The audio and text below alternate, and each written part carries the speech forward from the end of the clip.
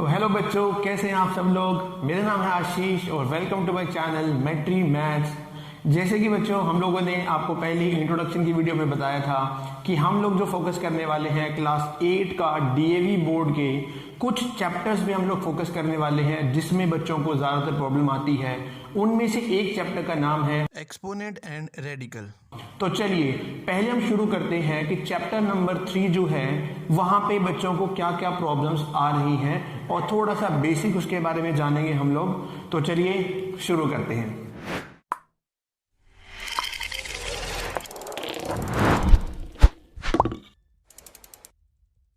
जैसे बच्चों आप लोगों ने छोटी क्लास के अंदर ये तो आपने देखा ही होगा कि अगर आप किसी भी नंबर को मल्टीप्लाई करते हैं, सपोज आपने 5 टाइम किया, 6 टाइम मल्टीप्लाई किया, तो आप इसको लिख सकते थे 2 रेज़ टू द पावर 1 2 3 4 5। तो आप इसको लिख सकते थे 2 रेज़ टू द पावर 5। ये हमने छोटी क्लास में भी किया है, 7 में भी किया है। सिमिलरली 8 क्लास के अंदर हमने जो फर्स्ट चैप्टर किया था, आपको ये भी पता होगा कि आपने स्क्वायर रूट निकालना सीखा था। जैसे आपने 4 का स्क्वायर रूट निकाला, आपने 16 का स्क्वायर रूट निकाला। तो आई होप आपको ये भी पता होगा कि जो स्क्वायर रूट होता है उसका मतलब रेज़ टू द पावर 1/2 होता है। सिमिलरली अगर मैं 16 के स्क्वायर रूट की बात करूं तो उसमें आप स्क्वायर रूट का मतलब होता है पावर में 1/2। अब आप यहाँ पे नोट करेंगे बच्चों डिफरेंस क्या है। यहाँ पे आप देखेंगे कि जो आपके पास 2 रेज़ टू द पावर है वो एक पूरा का पूरा एक पॉजिटिव इंटीजर है, एक नंबर है जो अपॉन में नहीं है। पर अगर आप यहाँ पे नोट करेंगे, यहाँ पे आप इसको नोट करेंगे कि जो ये पावर है ये आपका फ्रैक्शन में है। तो इन दोनों में डिफरेंस क्या है, इसको आप बोलते हो, इस पूरी क्वांटिटी को आप बोलते हो एक्सपोनेंट। और अगर आपके पास जो पावर है, अगर वो पावर फ्रैक्शन में आती है या नेगेटिव में आती है, रैशनल नंबर में आती है, तब उसको हम बोलते हैं रेडिकल। इसको हम बोलते हैं रेडिकल। आपने क्यूब रूट भी पढ़ा हुआ है, सेकंड चैप्टर हमने 8 क्लास की बुक में किया हुआ है, क्यूब एंड क्यूब रूट वाला चैप्टर। उसमें भी आप क्या करते थे, यहां पे लिखते थे 3 और यहां पे आप लिख देते थे, फॉर एग्जांपल 8 लिख देते हो और आपको निकालना है 8 का क्यूब रूट। तो इसको भी आप कैसे लिखते हो, क्यूब रूट का मतलब होता था रेज़ टू द पावर 1/3। तो जहां पर भी बच्चों आपके पास पावर में फ्रैक्शन आ जाता है या कोई रैशनल नंबर आ जाता है, उस नंबर को आप क्या बोलते हो, रेडिकल्स बोलते हो। ये नंबर होता है रेडिकल। और जो ये आपके पास डिनोमिनेटर जो है इसको बोलते हैं रूट।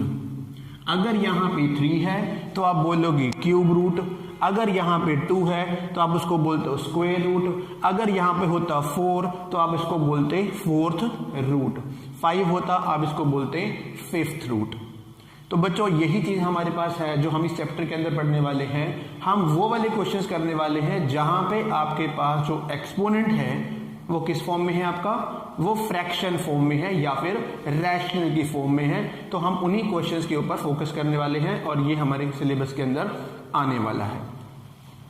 इसकी एक जनरल फॉर्म भी मैं आपको बता देता हूं। जनरल फॉर्म रहती है, अगर आप ऐसे लिखते हो तो इसको बोलते हैं हम लोग रेडिकल फॉर्म, इसको बोलते हैं रेडिकल फॉर्म। और अगर आप इसको इस तरह से पावर की फॉर्म में बना के लिखते हो, इसको बोलते हो आप एक्सपोनेंशियल फॉर्म। एक्सपोनेंशियल फॉर्म भी इसको बोलते हैं। ठीक है बच्चों। तो अगर मैं जनरल से एक बात करूं आपके पास, तो मैं इसको ले लेता हूं, जो ब्रैकेट के अंदर होता है इसको बोलते हैं हम लोग बेस। जनरल फॉर्म क्या बनेगी, रेडिकल में base, raise to the power आपका क्या होगा, फ्रैक्शन में होगा, m divide by n। n को हम बोलेंगे रूट और m को हम बोलते हैं पावर। अब ये भी, इसको भी हम इसको कैसे लिख सकते हैं आगे, ये जो n है ये तो आपका है रूट, इसको बोलते हैं nth रूट, और जो बाकी बचेगा वो बनेगा a raise to the power m। यहां पे आप इसको लिख सकते हो। क्योंकि आपको पता है, मैं इसका भी थोड़ा सा एक्सप्लेन कर देता हूं कि आपने इसको ऐसे कैसे लिख दिया।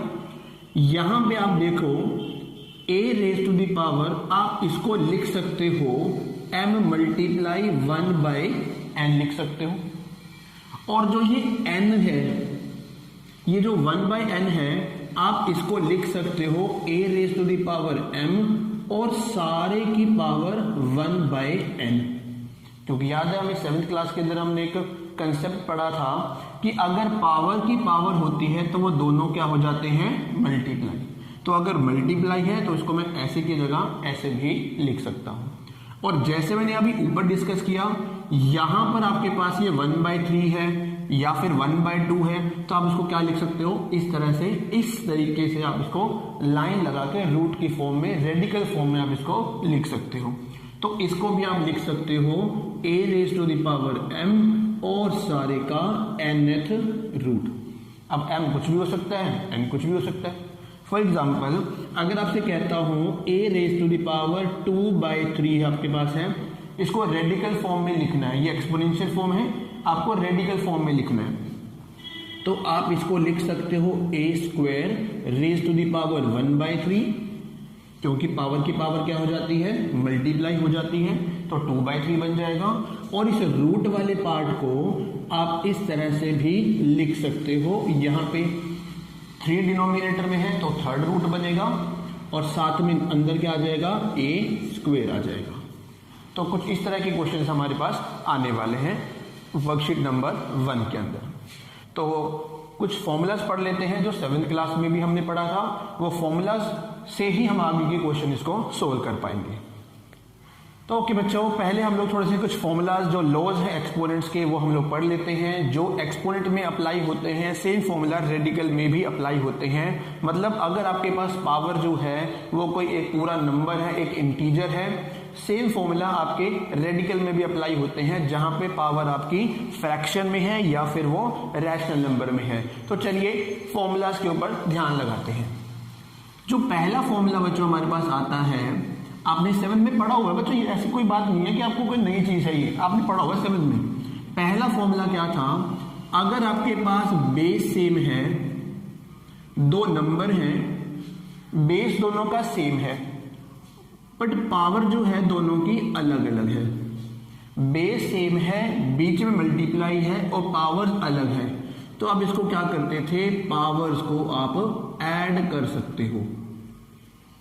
अगर बेस सेम है, बीच में मल्टीप्लाई है, तो पावर क्या हो जाएगी आपकी, ऐड हो जाएंगी। एग्जांपल में करके दिखा देता हूं। जैसे हम करते थे 2 raise to the power 3 multiply 2 raise to the power 5।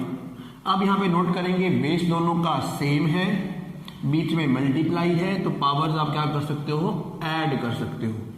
ऐसा कोई मैंडेटरी नहीं है कि भाई आपका जो होना चाहिए वो पावर अलग अलग ही होनी चाहिए। अगर यहाँ पे 3 भी होता है तो आप तब भी नोट कर सकते हो बेस दोनों का सेम है, बीच में मल्टीप्लाई है, तो पावर आप क्या कर सकते हो, ऐड कर सकते हो। तो ये बनेगा आपका 2 रेज टू द पावर 6 बनने वाला है। तो अगर बेस सेम है, बीच में मल्टीप्लाई है, तो पावर्स क्या हो जाएंगी, ऐड हो जाएंगी।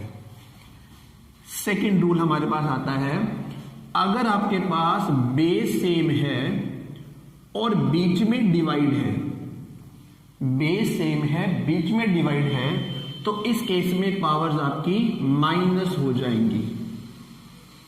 आप इसको ऐसे भी लिख सकते हो, कई बार क्वेश्चन में ऐसा भी लिखा आता है, मीनिंग दोनों का सेम है, बेस दोनों में सेम है, बीच में डिवाइड है, तो पावर्स क्या हो जाएंगी, माइनस हो जाएंगी। बस यहाँ पे एक बात जो नोट करने वाली है, जो बच्चे अक्सर गलती करते हैं, उनको लगता है कि जो नंबर बड़ा होगा उसमें से छोटा माइनस करना है। ऐसा नहीं होता। यहाँ पे जो पहली पावर है वो पहले लिखी जाएगी, जो दूसरी पावर है वो बाद में लिखी जाएगी। एक एग्जांपल लेके दिखा रहा हूँ उसका भी। जैसे मान लो हमारे पास आता है 2 raise to the power 3 divided by 2 raise to the power 6। तो अब यहाँ पे नोट करेंगे दोनों का बेस सेम है, बीच में डिवाइड है, तो पावर्स क्या हो जाएंगी, माइनस। पर ध्यान क्या रखना है, पहली पावर पहले, दूसरी पावर बाद में। भले ही वो छोटा आए कोई दिक्कत नहीं है, आंसर माइनस में आ जाएगा, कोई प्रॉब्लम ही नहीं है इसको। तो तो ये रूल हमारे पास आता है सेकंड रूल, अगर बेस सेम है, बीच में डिवाइड है, तो पावर हो जाएंगी आपकी माइनस। नेक्स्ट जो मेरे पास रूल आता है, जैसे मैंने अभी थोड़ा डिस्कस किया था, अगर किसी नंबर की पावर है और उसकी भी पावर है, पावर की पावर अगर आती है तो आप इसको क्या करोगे, मल्टीप्लाई हो जाएंगी।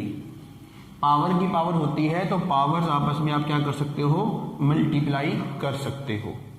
ये आपका थर्ड रूल है। एग्जांपल इसका भी ले लेते हैं एक बार।